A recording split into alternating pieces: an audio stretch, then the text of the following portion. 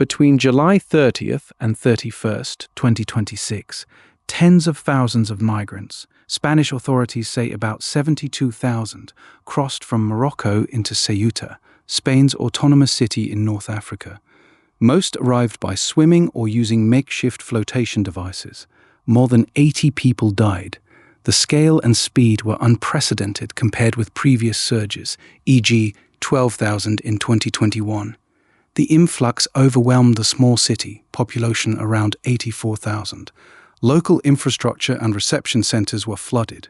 Authorities used water cannons, tear gas, and troops to push most migrants back. Spain later installed a 500-meter floating sea barrier. About 1,100 unaccompanied minors remained, prompting €29 million in extra Spanish funding. No single cause, but key factors included a Spanish Supreme Court ruling that banned hot returns of sea arrivals, requiring full deportation procedures.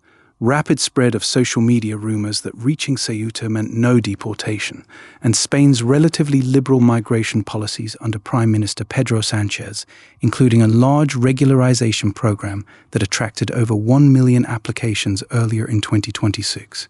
The U.S. State Department accused Spain of facilitating mass illegal migration. Denmark, Italy, and 20 other EU states sent a joint letter criticizing Spanish policies as a pull factor and calling for stronger EU border measures. Far-right parties across Europe used the event to attack Spain and EU migration policy.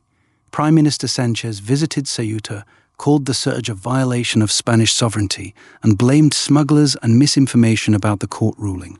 Most migrants were returned to Morocco within days. Spain deployed security forces and installed new physical barriers.